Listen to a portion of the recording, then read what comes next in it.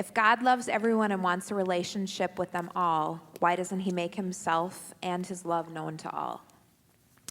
Why doesn't he make himself and his love known to all? Part of that, I think, is this whole epistemic distance that is necessary, where there's got to be a certain amount of ambiguity if there's going to be a free choice. That's part of the answer, but that's not the full answer. Another part of the answer is the fact that we're in a fallen state where there is, I think, oppressive forces and stuff interfering with his revealing himself to people. And so we are in a situation where some cultures, I think, are more... in fact, obviously, if Christianity is true, some cultures, you have a lot easier time learning about this God than if you're in other cultures where you're virtually prevented. But all of that, I think, is the result of this world being a pretty screwed up place to be born into.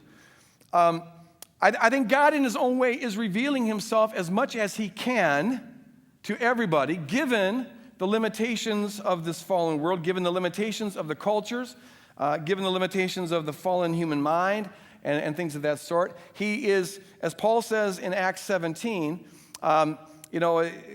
when kings go to war and divide up nations and empires rise and fall, they all have their own aspirations and ambitions involved in that. But Paul in Acts 17 says God also is involved in all of that.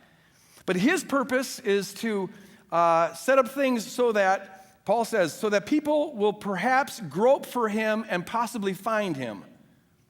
For, as he's talking to these Greek philosophers, he says, as some of your own philosophers say, in him we live and move and have our being, and he's never far from any one of us.